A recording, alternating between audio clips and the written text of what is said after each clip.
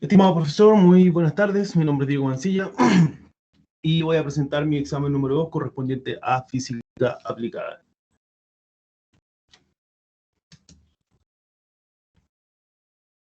La interacción con los métodos de la física en el día a día son mucho más frecuentes de lo que logramos percibir, tanto en la trivialidad como en el ámbito laboral.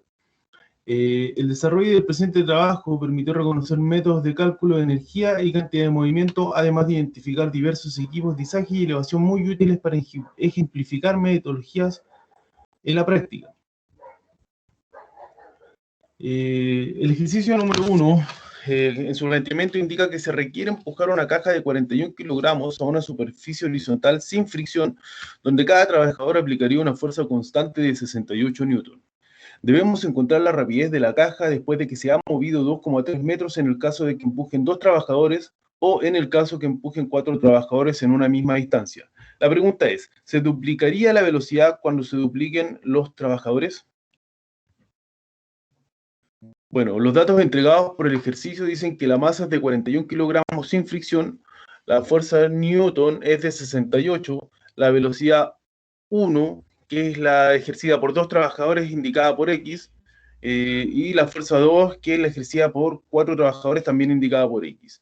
La distancia en este caso es de 2,3 metros. Para el desarrollo se aplica la fórmula, vamos a buscar primero la velocidad 1, que es la fuerza ejercida por 2 trabajadores, la velocidad, perdón, proporcionada por 2 trabajadores. Y aplicamos la fórmula de 2x raíz de 68 newton más 68 newton por 2,3 metros dividido por la masa que es de 41 kilogramos. ¿Por qué 2 veces el 68 newton? Porque cada 68 representa a un trabajador y en este caso son 2. El resultado de esta fórmula, de este desarrollo, nos indica que B1 es igual a 3,90 metros por segundo. Para encontrar la velocidad 2, desarrollamos 2x raíz de 68 newton más 68 newton más 68 newton y más 68 newton 4 veces porque son 4 trabajadores, y esto multiplicado por 2,3 metros dividido por la masa que es 41 kilogramos nos da un resultado de 5,52 metros por segundo. En conclusión, la velocidad a la que recorrería la caja 2,3 metros por segundo, empujada por 2 personas, es de 3,90 metros por segundo. Si fuesen 4 las personas que ejercieran la fuerza de empuje, la velocidad de la caja sería de 5,52 metros por segundo. ¿Aumenta la velocidad? Sí aumenta, pero no de manera proporcional a la cantidad del aumento de las personas en este caso. Para el ejercicio 2, el planteamiento indica que una grúa DEMAC AC500-8 levanta una gran viga de acero de 53 toneladas, unos 31 metros. Para esto debemos calcular la energía potencial de la viga a esa altura, calcular la fuerza neta que debe ejercer la grúa para elevar esa carga. Entonces, los datos del ejercicio indican que la masa es de 53 toneladas, es decir, 53.000 kilogramos, la altura de 31 metros, la velocidad inicial es de 0 y la velocidad final de 24,64 metros por segundo. Para poder obtener esa velocidad final, aplicamos la fórmula de 2 metros por gravedad por altura dividido por masa. Hicimos la simplificación de la masa, por lo tanto nos da raíz de 2 por gravedad por altura, lo que en números indica que es 2 por 9,8 metros por segundo, que es la constante de gravedad, más 31 metros, que es la altura. Esto nos da un resultado final de 24,34 metros por segundo, que sería la velocidad inicial. Para calcular la aceleración, aplicamos la fórmula de velocidad final por velocidad inicial, dividido por el 2 por 31, que corresponde a la altura. Esto nos indica que el resultado obtenido es de 0,39 metros por segundo. Para calcular la fuerza neta, la fórmula indica masa por altura, por aceleración, ¿cierto? Lo que en este caso sería 53.000 kilogramos por los 0,39 metros por segundo, y esto nos da una fuerza neta de 20.670 newton. Y para la energía potencial, aplicamos la fórmula de masa por gravedad por altura, y esto nos indica que, en términos numéricos, debemos multiplicar 53.000 kilogramos por 9,8 metros por segundo por 31, ¿verdad? Y eso nos da el resultado que se indica en pantalla. Para el desarrollo del ejercicio 3, una bola de demolición de 3.000 kilogramos es balanceada de tal forma que colisiona lateralmente con una pared, pasando desde 31 metros por segundo a menos 13 por segundo, ¿verdad? Si el impacto dura 1,13 segundos. Debemos calcular entonces la cantidad de movimientos que se indican, de la bola de demolición antes y después del impacto, y calcular la fuerza promedio ejercida por la pared. Si ahora la bola se deja caer verticalmente a una colisión, ¿verdad? Verticalmente a una colisión con una cantidad de movimientos de 9.350 kilogramos metros por segundo, causaría un daño desagrado en la estructura. La pregunta es, ¿a qué altura mínima debe dejarse caer la bola? Bueno, para esto los datos entregados por el ejercicio indican que masa es igual a 3.300 kilogramos, la velocidad inicial es de 31 metros por segundo, la velocidad final o de impacto, posterior al impacto, es de menos 13 metros por segundo, y tenemos que T1 menos T2 es igual a 1,13 segundos, ¿verdad? Entonces, antes del impacto, o para obtener el resultado de la velocidad, de la cantidad de fuerza antes del impacto, tenemos que considerar que masa se debe multiplicar por la velocidad inicial. En este caso, el resultado y aplicada la fórmula nos indica que antes del impacto,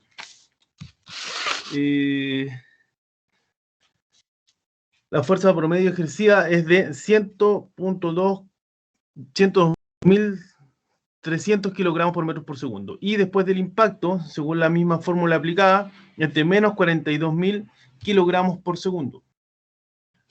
Para calcular la fuerza promedio ejercida por la pared, tenemos que reducir los resultados de los desarrollos anteriores.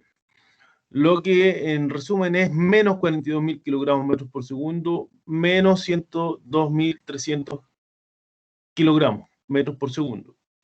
¿Sí? Hacemos la ecuación, lo que nos da un resultado final de 127.699,115 newton, que sería la fuerza promedio ejercida por la pared. Aquí tenemos el cálculo de la altura mínima de la bola, ¿verdad? Con una cantidad de movimiento de 9.350, lo que nos indica en resumen que para esto el resultado es de 0,4085 metros por segundo.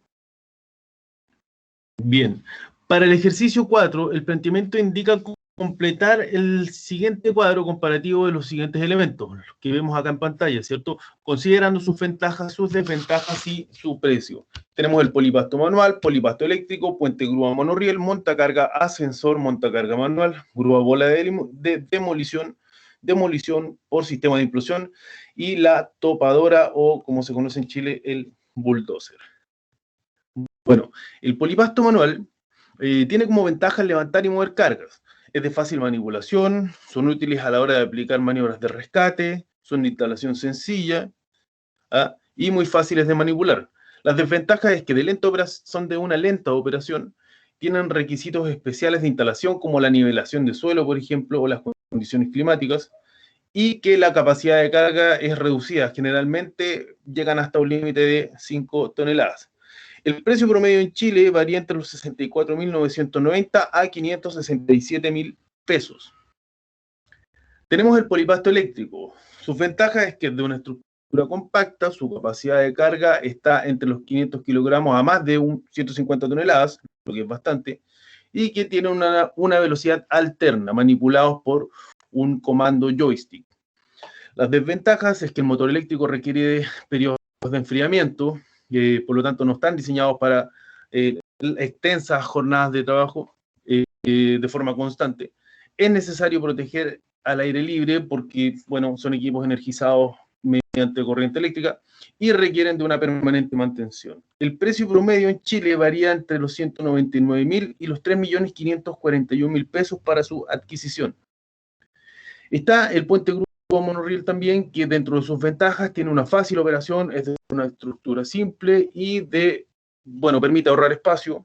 Las desventajas son que sus distancias de elevación por lo general no van más allá de los 50 metros, que su riel no tiene un movimiento, son rígidos, y que su altura es limitada, ¿cierto? Además de que necesitan de una mantención permanente.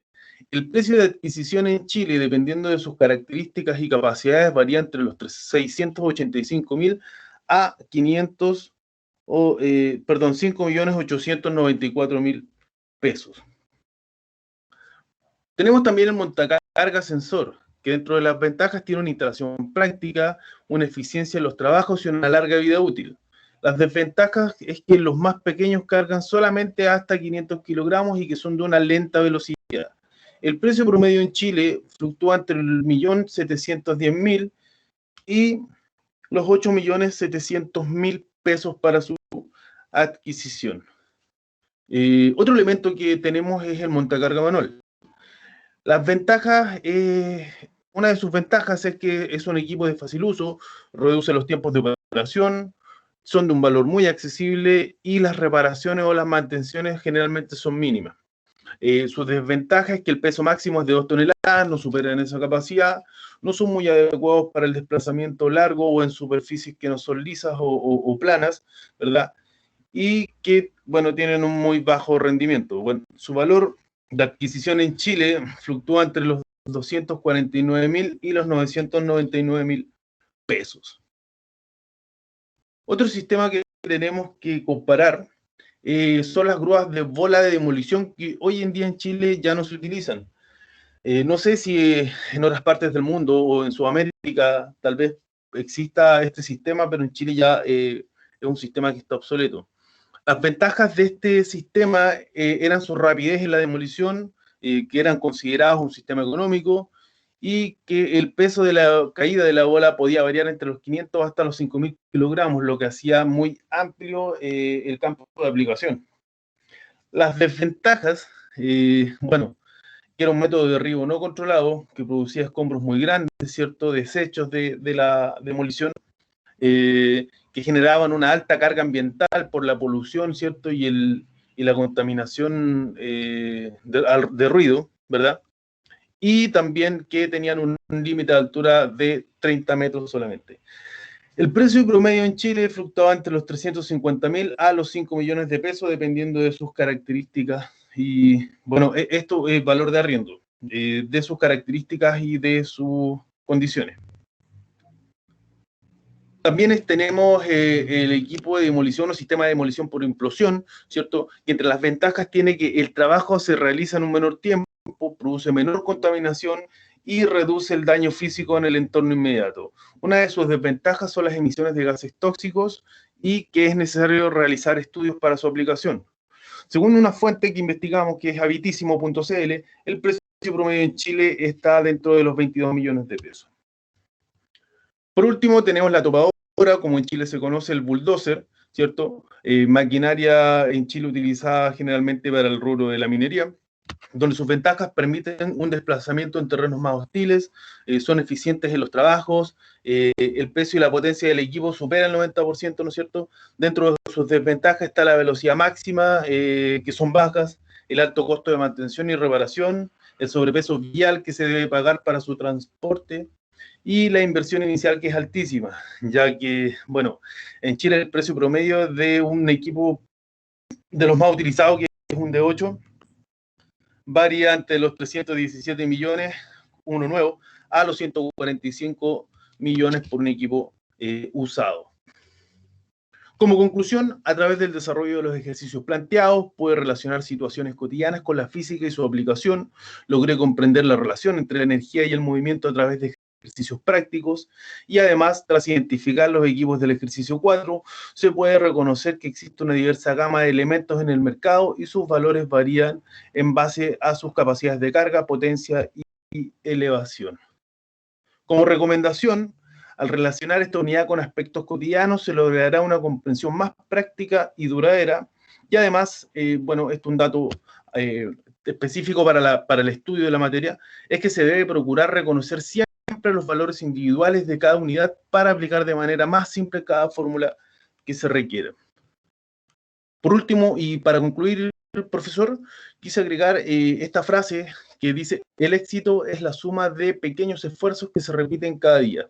Una frase que me hace mucho sentido porque me gustaría comentar para redondear que este proceso ha sido bastante tedioso y desgastante, sobre todo para quienes dejamos de estudiar hace mucho tiempo, y con el cual tenemos que compatibilizar nuestro día a día y el trabajo, pero que, bueno, son pequeños esfuerzos que sin duda alguna nos van a ayudar a caminar al éxito que tanto todos anhelamos, ¿cierto? Y esa estabilidad que es tan necesaria para la tranquilidad de la vida.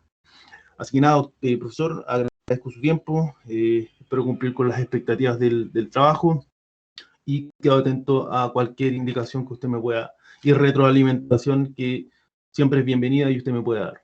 Muchas gracias.